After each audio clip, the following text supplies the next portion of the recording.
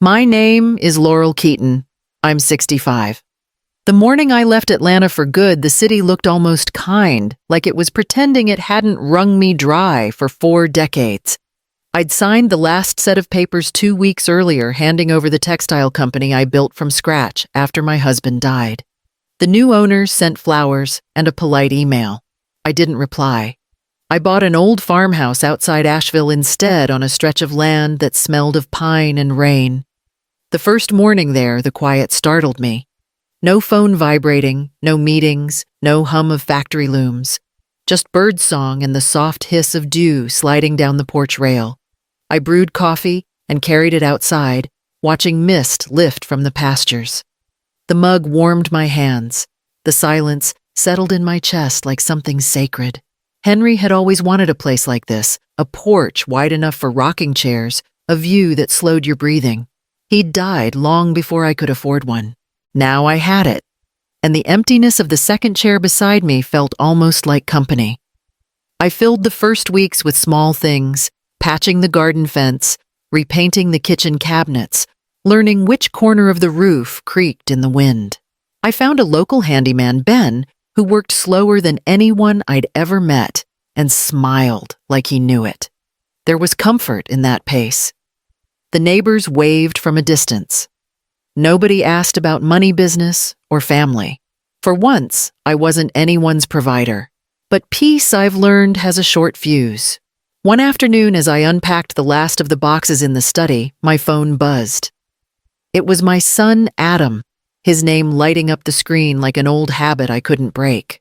I hesitated before answering. He talked about work, the city, his wife Tessa's new social media project. He didn't ask about the farm. When I mentioned it, he laughed. "Mom, you living with chickens and mud. You'll last a week." I smiled, though something inside me shifted. Maybe I said, "Or maybe I'll surprise you." When the call ended, the silence returned, steady, watchful, almost defiant.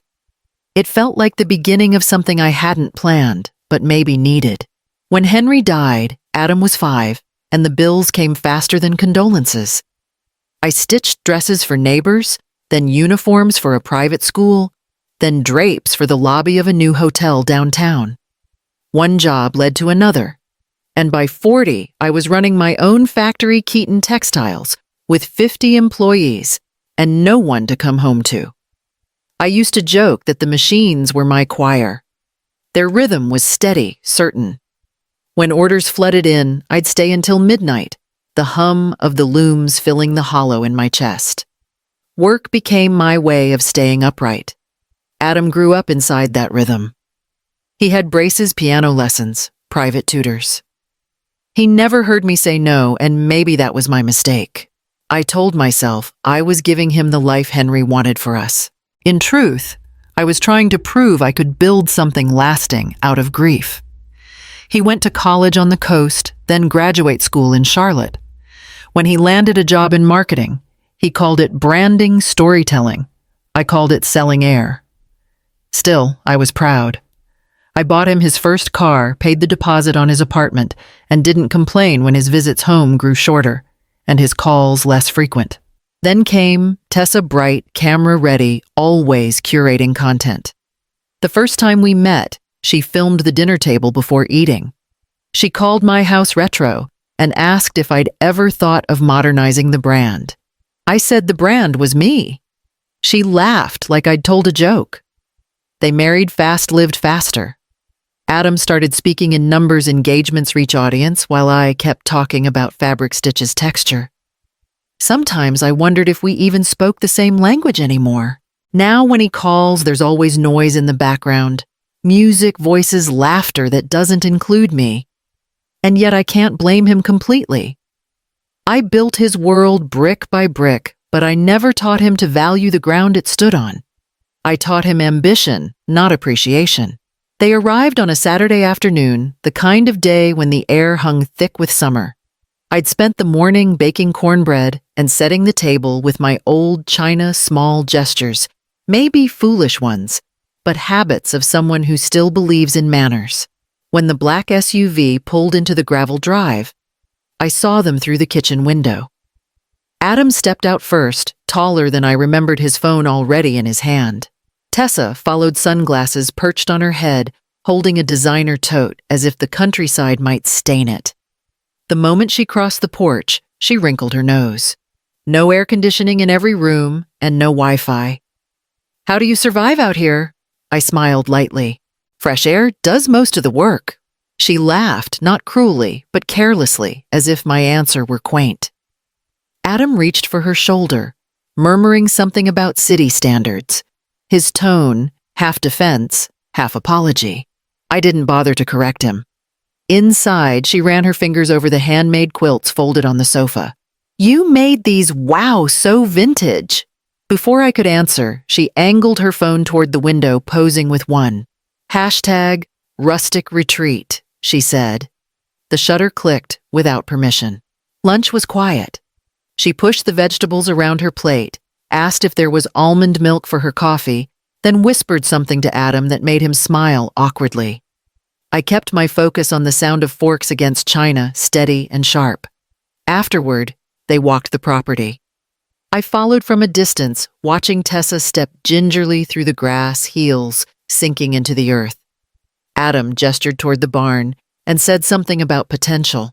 She asked if I'd ever considered renting the place out. People would pay a fortune for this aesthetic. By evening, their laughter faded into the hum of the car engine. When the taillights disappeared down the hill, the silence returned heavier than before. I carried the dishes to the sink, washed each one slowly, then stepped onto the porch. The air had cooled the crickets, starting their night chorus. I sat there, hands folded in my lap, trying to decide what hurt more, the loneliness or the realization that my own son had learned to find me embarrassing. The mountains didn't answer. They only held the quiet a little longer. A week passed after their visit, though the air in the house still felt unsettled. I spent my mornings pruning the hydrangeas, my afternoons patching an old chair in the parlor. Routine, I've learned, is a kind of armor. The rhythm of small tasks keeps anger from finding words. That Friday, just as the sun began to slip behind the ridge, the phone rang. I almost didn't answer. It was too peaceful a moment to share. But the screen lit up with Adam's name, and habit won again. "Hey, Mom." His voice was bright, too bright. "We're coming to the farm this weekend." I set down the trowel. Yeah, me, Tessa, her mom, her sisters, her cousins. Maybe 10 people total. You'll love them. They've been dying to see the place. The words landed like pebbles hitting glass, small but sharp. 10 people, I asked slowly. "Adam, the house isn't..." He cut me off, tone cheerful but dismissive. "Mom, relax. It's just a weekend. We'll bring food, music, make it fun. If it's too much for you, you can always head back to the city for a few days." For a moment, I thought the connection had dropped. I could hear the faint hum of crickets through the open window, the rustle of leaves against the porch rail. My hand stayed still on the phone. "Go back to the city," he'd said, as if this house, my house, were a vacation rental he'd booked. "Adam," I began, but my voice came out thinner than I wanted. "That's not..." "Don't worry, Mom," he interrupted again, breezy as ever. "Tessa's handling the details. Just be ready for company." Then the line went dead. The sky outside had gone gold at the edges, the kind of light that softens everything except the truth. I stood there for a long time, the phone still warm in my hand. Finally, I placed it on the table and walked to the porch. The evening smelled of rain and iron. Somewhere far off, thunder rumbled a low, patient sound. "All right," I whispered. The word surprised me, steady but quiet, like a match striking in the dark. Inside that single syllable, everything shifted. Grace on the outside. Fury underneath. I didn't sleep that night. The storm that had threatened all evening finally broke, shaking the windows and filling the gutters with rain. I sat at the kitchen table watching the lightning flicker over the fields and felt something settle inside me. Not anger exactly, but a kind of clarity I hadn't known in years. At dawn, I called Ben, my retired neighbor, who still came by to mend fences and talk about weather as if it were scripture. He arrived with 2 peaches and a bottle of homemade wine, as if he'd already guessed this wouldn't be an ordinary morning. I told him about Adam's call about the 10 uninvited guests, about being told to go back to the city. Ben listened without interrupting, then leaned back in his chair and said, "Well, sounds like your piece could use a little discipline." A few hours later, Marina, my part-time housekeeper, stopped by to drop off clean linens. I asked her to sit. Together over glasses of Ben's peach wine, we drew up a list that looked nothing like revenge and everything like boundaries. The Wi-Fi router would be locked in the pantry. All but 2 sets of sheets and towels would disappear. The fridge would hold nothing but fresh vegetables and milk from the local farm. And on the kitchen table, a handwritten note would wait. "Welcome to rural life. Tools are in the shed if you need to make it work." Marina laughed so hard she had to wipe her eyes. "Señora, that's going to teach them more than Sunday school ever could." Ben added his own contribution, a harmless one. "I'll leave Daisy in the kitchen," he said. "She's a polite goat. Doesn't chew much. Keeps folks alert." By evening, the plan was in motion. I packed a small bag for Asheville, left keys with Ben, and checked the porch light one last time. When I locked the door, I realized I was smiling, really smiling for the first time in months. The air outside smelled like wet earth and second chances. By Saturday noon, the gravel road echoed with the crunch of tires and too much confidence. 3 black SUVs rolled to a stop in front of the farmhouse engines, humming like they owned the land. Tessa stepped out first, wrapped in a linen shawl and heels that sank instantly into the dirt. "It smells like animals," she shrieked, waving her hand in front of her face. Her family poured out behind her mother, sisters' cousins all dragging matching silver suitcases and clutching phones like lifelines. One young cousin pointed his selfie stick toward the barn. "Get closer to the goat," someone laughed. The front door opened with a dramatic swing, and then came the silence that always follows disbelief. Ben's goat Daisy bleated from the kitchen, calmly chewing on a stray curtain tie. The counter was lined with vegetables, tomatoes, squash carrots, fresh but unwashed. The air smelled faintly of hay and rain. "Where are the towels?" Tessa's mother demanded, glancing around. Her voice had the edge of someone unaccustomed to being denied. "In the— Oh my God," Tessa cut in. "There are no sheets." "Are we supposed to sleep on bare mattresses?" Her cousin fumbled with his phone. "No Wi-Fi. Nothing. Not even a signal." Tessa turned toward Adam, incredulous. "Call your mother." He already had. 5 times. Each call went straight to voicemail. Within minutes, complaints turned to accusations. "Your mom's losing it," one sister muttered. "She did this on purpose," said another. "Who even lives like this?" Tessa snapped. "This isn't charming. It's insane." Adam tried to calm them, pacing across the porch, phone in hand, jaw tight. He told them his mother was old-fashioned, that it must have been some kind of misunderstanding. But the heat, the goat, and the absence of Wi-Fi made his defense sound thin, even to him. By mid-afternoon, they had given up pretending it was a vacation. They loaded the suitcases back into the SUVs, Daisy bleeding as if to say goodbye. The engines started again, one after another, and the convoy rolled back down the hill toward Asheville. Later, Ben told me that the story spread through the valley before sunset. The neighbors called it the socialite stampede. Someone's teenage daughter posted a photo of the empty driveway with the caption, "Tessa's retreat turned rustic, real rustic." That evening, as the last light faded from the windows, the farmhouse stood untouched, the air thick with the smell of rain and quiet triumph. The goat settled down near the stove, chewing softly, and for the first time in a long while, the house was exactly what I'd meant it to be, peaceful, unapologetically mine. I spent the weekend at Jean's cottage just outside Asheville. She'd been my friend since the early textile days, the kind of woman who never softened her opinions or her whiskey. We sat on her porch as the sky dimmed, the hum of cicadas filling the air. On the table between us, my phone streamed the feed from the farmhouse camera. For a while, we laughed until tears blurred the image, Tessa's dramatic gestures. Adam pacing helplessly, the goat nosing into their luggage. But when the laughter faded, a strange quiet took its place. I watched Tessa's mother storm toward the SUV, finger pointed like a weapon. And suddenly the humor thinned. "Maybe I went too far," I murmured. Jean refilled my glass without looking up. "No, honey. You just reminded them you're not a doormat." I wanted to believe her. God, I did. But as the feed froze on the empty porch, suitcases gone, sunlight retreating from the wooden steps, I felt that familiar ache settle behind my ribs. The same one that used to visit me after long nights at the factory, when victory came wrapped in exhaustion. Power, I was learning, has a cost, even when you use it right. Jean leaned back, her voice gentle now. "You drew a line, Laurel. That's not cruelty. That's survival." I nodded, though the wine in my glass trembled slightly.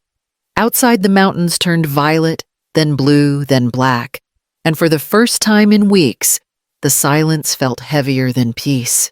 2 days later, the crunch of tires on gravel pulled me from my thoughts. Through the window, I saw Adam's car inching up the drive. No entourage, no noise. Just him. He stepped out slowly. Shoulders drawn, the confidence that usually preceded him stripped away. When he knocked, I didn't make him wait. I opened the door and gestured toward the kitchen. The silence between us was thick, but not hostile, like the pause before a storm that might finally clear the air.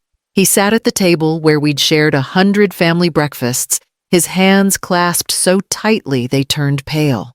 "Mom," he began, voice low. "What was that?" I poured him coffee and took the chair across from him. "A boundary," I said. "You told me to leave, so I did. And you told me you were coming, so I let you." He looked up startled, then dropped his eyes again. For a long moment, all I heard was the slow tick of the kitchen clock and the faint bleat of Ben's goat outside. Finally, he whispered, "I guess I forgot whose house it is." "That's not all you forgot," I said softly. "You forgot how to ask instead of assume." The words hung in the air, firm, but not cruel. His shoulders sank, and for the first time in years, I saw traces of the boy I'd raised, not the man who mistook comfort for entitlement. We talked for hours about pride, about money, about how love becomes habit until it stops feeling like love at all. There were tears, yes, but not the angry kind, just the quiet kind that carry something heavy away. When he finally reached across the table and took my hand, I didn't pull away. The silence that followed wasn't heavy anymore. It was whole. The next morning, sunlight slipped across the kitchen floor, touching the mug between us. Adam sat quietly, hands folded, no phone in sight. "I've been thinking," I began, "about the money I send every month. It stops now." He lifted his head, ready to speak, but I raised a hand gently. "I'm not cutting you off," I said. "I'm setting you free." Something in his face softened. No defensiveness this time, no polished arguments. Just silence and understanding. "I know," he said finally. I should have stopped expecting it long ago. We sat like that for a while, the air between us no longer heavy. Then I added, "If you visit, let me know first. I need time same as you." He nodded. "Of course." His voice was steady, not rehearsed. As he stood to leave, he hesitated at the doorway. "Mom," he said quietly, the word unfamiliar on his tongue. It wasn't formal, like mother, the name he used when distance felt safer. I smiled. "That's better." He smiled back, then walked toward his car, the gravel crunching softly under his feet. The house was still again, but not lonely, just balanced finally on equal ground. Weeks passed quietly. The air grew warmer, the garden greener. I spent my mornings tending the herbs and my afternoons mending small things, old habits I'd nearly forgotten. One Saturday, I heard a familiar car on the road. Adam stepped out alone this time, carrying a bag of groceries and the old quilt frame that had broken years ago. He'd sanded and stained it himself. "Thought you might want this fixed," he said shyly. "Tessa?" I asked. "She stayed in Charlotte," he answered. No bitterness, just fact. We cooked together that evening, rosemary chicken, sweet corn, and the first tomatoes from my garden. Conversation came easily lighter than it had been in years. He told me about work, about how he'd been cooking more at home. I told him about Daisy, who'd finally stopped trying to climb onto the porch swing. We laughed. After dinner, I walked outside as the sun melted behind the hills. The air shimmered with that soft Carolina gold before fading into blue. I reached for the old porch light, its brass edges dulled with time, the one my husband had wired himself decades ago, and turned it on. "This light used to mean waiting," I whispered. "Now it just means home." Inside, my phone buzzed on the table. A message from Adam. "Next time I'll bring just one person, me."